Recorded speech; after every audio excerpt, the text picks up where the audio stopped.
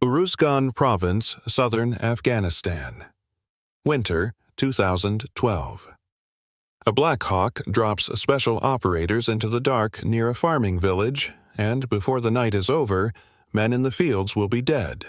Bodies will lie beside a tractor, and a rumor already spreading through coalition circles will sound less like gossip and more like a warning. Because years later, when witness statements, leaked accounts, and an official Australian inquiry began peeling back what happened in Afghanistan, one question kept returning like a footstep in the dark. Why were some American operators told, in one form or another, never to follow the Australians after sunset? It was never the kind of order you'd frame on a headquarters wall. No stamped directive, no neat line in a coalition briefing book. Just something passed quietly, from team room to helicopter ramp, from one hard deployment to the next. A phrase spoken low enough to deny, but clear enough to remember.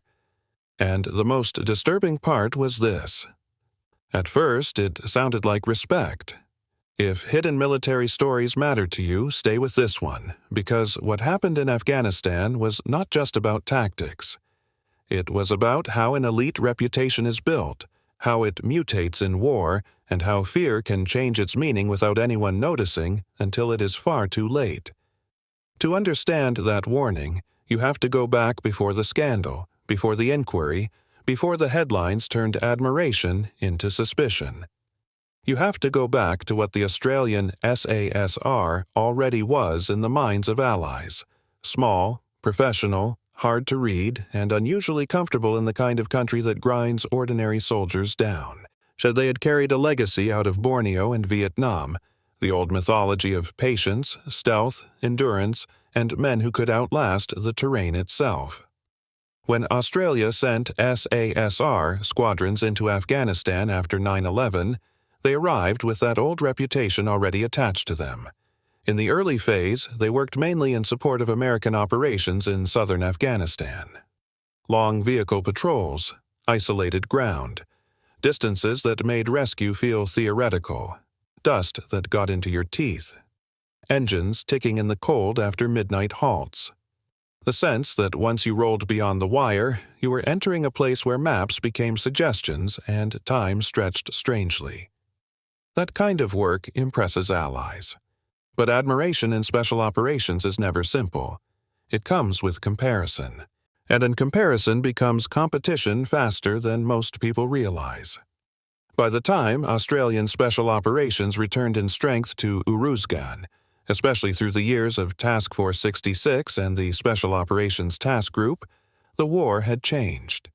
It was no longer only about hunting the remnants of Al-Qaeda.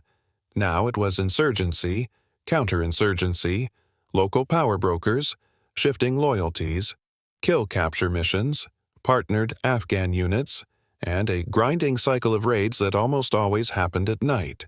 And night was where the Australians seemed to come alive. Ask enough veterans of coalition warfare what makes one unit stand out from another, and they won't start with medals. They'll start with habits. How much a team talks, how much noise it makes, how it moves to a door, how long it waits before violence, how quickly it switches from stillness to action. The Australians built a reputation for being calm in that space between silence and sudden force. Less chatter, less theatrics, a kind of cold patience. They would sit with the dark longer than other men, let the dogs bark themselves tired, let the village settle, let the enemy believe the danger had passed. Then move. To some Americans, especially those used to working with louder, more heavily resourced formations, that composure looked almost supernatural. It was the kind of professionalism that could make a coalition partner mutter, half admiring and half uneasy, that these blokes were different, and they were. But different is one of the most dangerous words in war, because sometimes it means better, and sometimes it means something nobody wants to define out loud. The missions in Uruzgan were supposed to be precise. Disrupt Taliban leadership. Break networks. Protect reconstruction teams and mentors. Partner with Afghan provincial response forces. hit compounds in the hours before dawn when surprise was strongest and resistance weakest. On paper, it all sounded controlled. On the ground, it was mud walls, frightened families, bad intelligence, armed men who vanished into irrigation ditches, and seconds to decide whether someone running in the dark was a fighter, a farmer, or a boy too scared to stand still. That pressure changes people, especially when the deployments do not stop. By the later years of the war, some operators were arriving in Afghanistan already carrying 6, 7, even 8 rotations inside them. Think about what that means. Years of broken sleep, years of adrenaline spikes at 2 a.m., and years of walking into compounds where every shadow might hide a rifle and every hesitation might get a friend killed.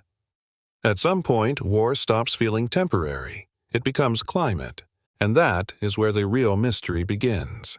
Because the warning about following the Australians after dark may have started as a tactical observation. They moved fast.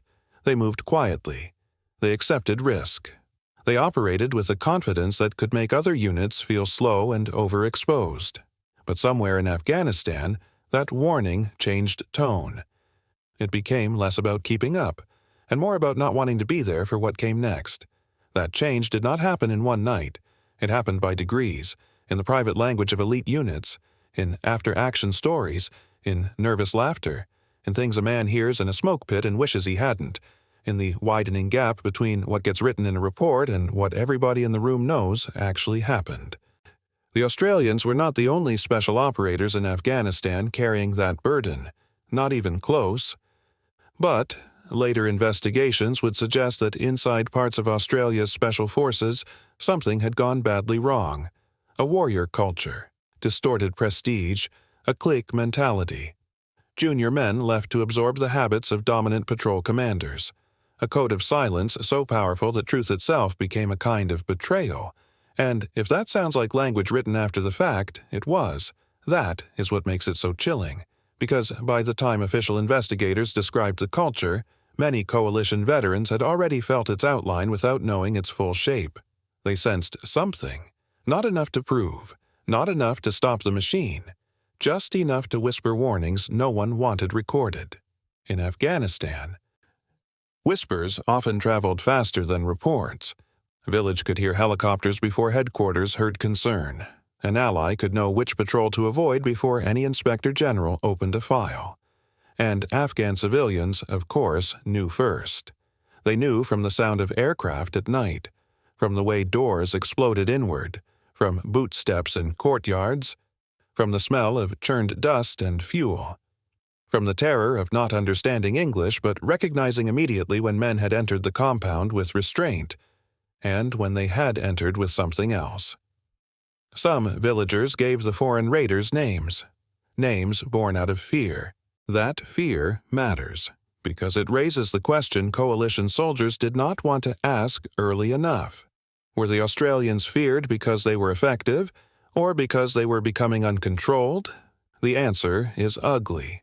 It was both. There were genuine battlefield achievements, real professionalism, real courage, real tactical skill. Australian special operations fought hard in places like Shah Wali Kot, where close combat was savage and the margin between survival and death was razor thin. Their allies knew they were competent, knew they could stay composed in contact, knew they could bring violence exactly when it was needed. But war has a terrible habit. It lets men use real excellence to hide moral decay. That is how reputations become armor. And in elite units, armor is dangerous because it can protect the guilty as easily as the brave. By around 2012, according to later testimony and reporting, the atmosphere around some patrols had become darker.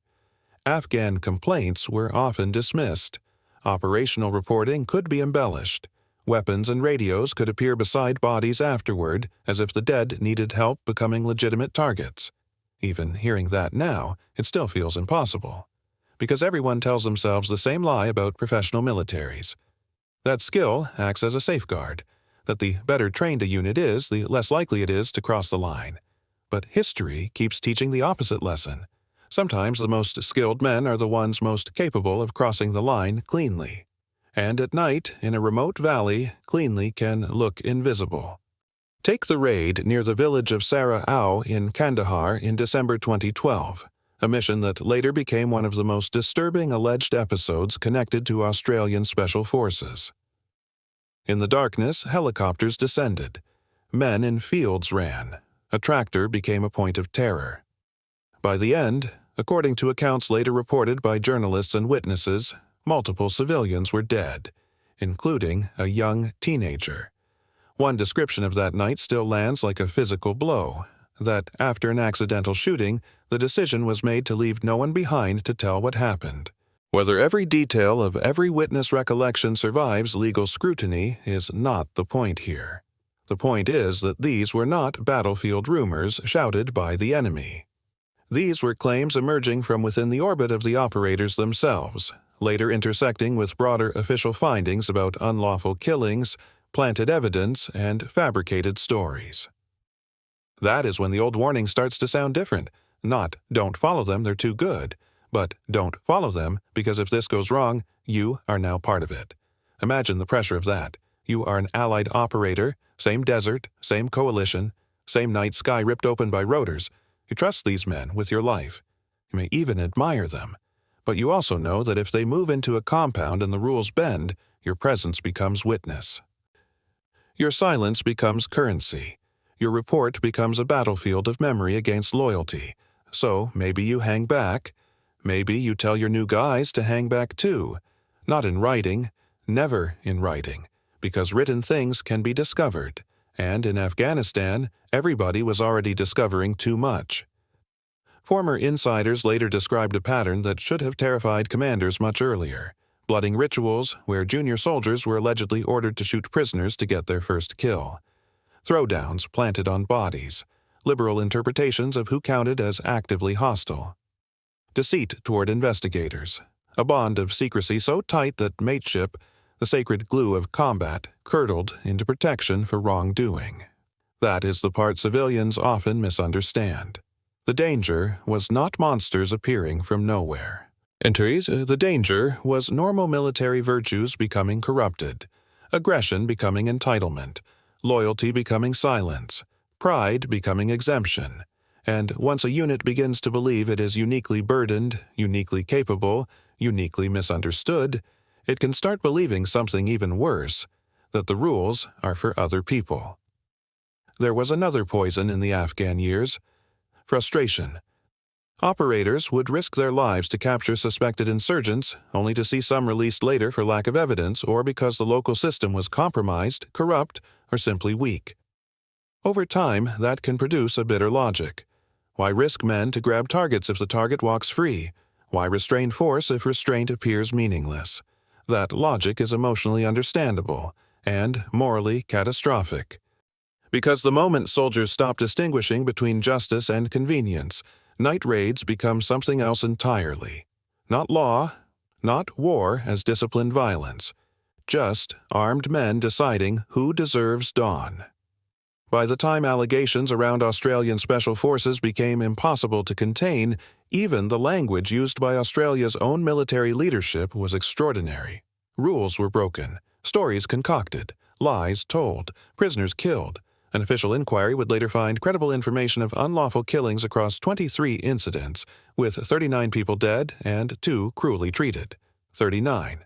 Say that slowly. Not because the number is abstract, but because each digit hides a face that was once visible only in torchlight, once visible only to the men standing over it. War. Once visible only long enough for someone to decide whether truth would survive until morning. And still the deeper question remained. How did allies not stop it sooner? Part of the answer is simple. They did not fully know. Part of the answer is harder. Some probably knew enough to feel uneasy, but not enough to detonate a coalition relationship, challenge elite credibility, or accuse men who were also risking their lives against a brutal enemy. And part of the answer is the oldest answer in military history. People protect successful units, especially during war, especially when those units produce results, especially when admitting the truth would contaminate medals, careers, command decisions, political narratives, and national mythology all at once. That is why the "never follow them after dark" warning matters so much. Because it captures the stage before scandal becomes evidence, the stage where conscience is still informal, where an unwritten rule appears because a written one would require courage, where men sense the abyss but still speak about it like folklore, and folklore is safer than accusation. For a while. Then came the inquiry. Years of work, hundreds of witnesses, tens of thousands of documents and images. Rumors and leaked stories finally dragged into a process that could not be laughed off in a team room. What emerged was devastating, not only because of the alleged acts themselves, but because of the culture described behind them. Ego, elitism, secrecy, misplaced loyalty, intimidation, and a distorted warrior identity. One SAS squadron was ultimately struck from the order of battle. Think about what that means.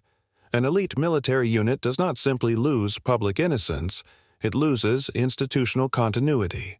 Its name becomes a wound, and yet even that does not fully answer the mystery. Because the real answer is not that American Special Forces were afraid of Australian competence, nor is it only that they feared Australian aggression.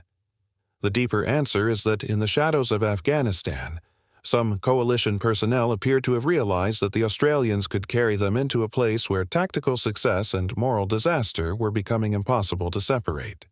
And once that line blurs, the dark changes. It is no longer concealment from the enemy. It is concealment from judgment. That may be the most unsettling lesson of the entire war. Not that one unit became feared, but that fear itself split in two. The Taliban feared the Australians because they were deadly. Some allies came to fear following them because deadliness was no longer the whole story. That is what secrecy does inside an elite force. It does not always create incompetence. Sometimes it creates the opposite. Highly effective men, moving with terrifying confidence, while the ethical foundations beneath them quietly rot away. From a distance, that still looks like excellence. Up close, it smells like dust, cordite, sweat, and silence. And silence was the key. Silence in debriefs. Silence in patrol reports. Silence between allies. Wide. Silence between what men saw and what they were willing to sign their names to. By the end, the darkest truth was not that nobody knew anything. It was that too many people knew fragments. And fragments are how atrocities survive. A joke here, a warning there, a hesitation on one operation, a story that doesn't add up, a villager's terror, a young operator's unease, a commander who decides not to push, an ally who decides not to ask, none of it enough alone, all of it damning together. So, were U.S. Special Forces literally ordered never to follow Australian SASR after dark? Maybe in some places it was phrased that bluntly. Maybe in others it was a caution, a custom, a team room rule, a whispered instruction passed from veterans to newcomers. But whether it was formal or informal is almost beside the point. Because in war, the unwritten rules are often the truest ones. And this unwritten rule, however it was spoken, existed for a reason. Not just because the Australians were feared by the enemy, but because by the later years of the Afghan war, some men had begun to fear what might happen if no one was watching them. That is the real story behind the darkness. Not mystery for its own sake, not legend.